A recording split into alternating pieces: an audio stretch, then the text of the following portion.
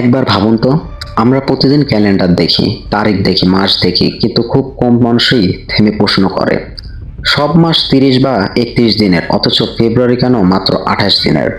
এটা কি কেবল কাকতালীয়, নাকি এর পেছনে লুকিয়ে আছে হাজার বছরের ইতিহাস, বিশ্বাস, রাজনীতি আর বিজ্ঞানের এক আশ্চর্য গল্প? এই গল্প শুরু হয় আজ থেকে প্রায় 3000 বছর আগে। তখন মানুষ সময় মাপত সূর্য আর চাঁদের গতিবিধি দেখে। কৃষিকাজ, উৎসব, যুদ্ধ সবকিছু নির্ভর করত ঋতুর উপর। কিন্তু সমস্যা ছিল একটাই, প্রকৃতির সময় আর মানুষের হিসাব কখনো পুরোপুরি মিলত না। ফলে ক্যালেন্ডার ছিল বিশৃঙ্খল, অসামঞ্জস্যপূর্ণ আর প্রায় বিভ্রান্তিকর। প্রাচীন রোমে যখন সভ্যতা শক্তিশালী হতে শুরু করলো, তখন সময়কে নিয়ন্ত্রণে আনার প্রয়োজন দেখা দিল। রোমানদের বিশ্বাস ছিল সংখ্যার মধ্যেও শুভ অশুভ লুকিয়ে থাকে।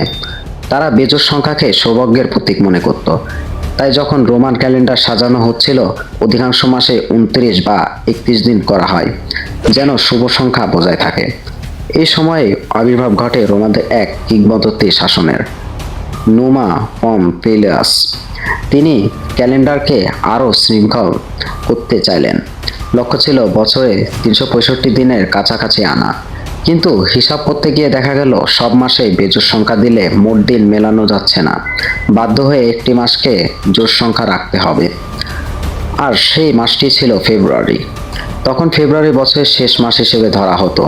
এটি ছিল মৃতদের স্মরণ, শুদ্ধিকরণ আর আধ্যাত্মিক আচার পালনের সময়। রোমানদের কাছে এই সময়টি ছিল কিছুই গভীর, কিছুটা রহস্যময়।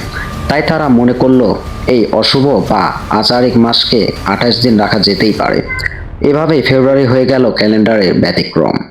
কিন্তু এখানে গল্প শেষ নয়। সময়ের সাথে রোমান সাম্রাজ্য বড় হতে লাগলো, আর ক্যালেন্ডারের ভুলগুলো স্পষ্ট হতে শুরু করলো।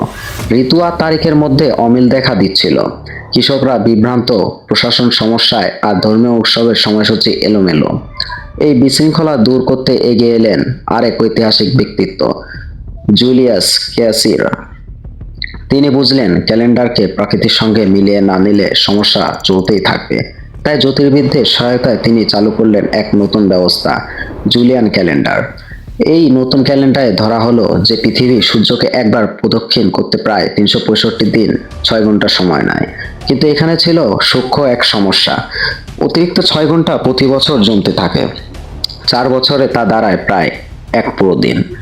এখন প্রশ্ন হলো, এই অতিরিক্ত দিন কোথায় যাবে?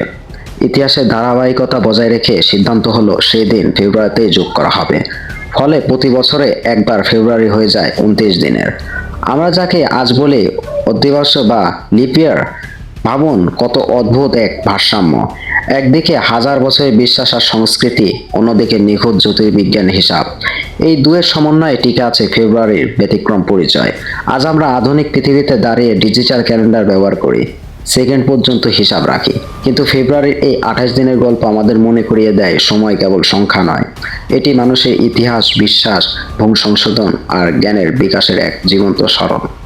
একটি ছোট মাস, অথচ তার ভেতরে লুকিয়ে আছে সভ্যতার দীর্ঘ যাত্রা।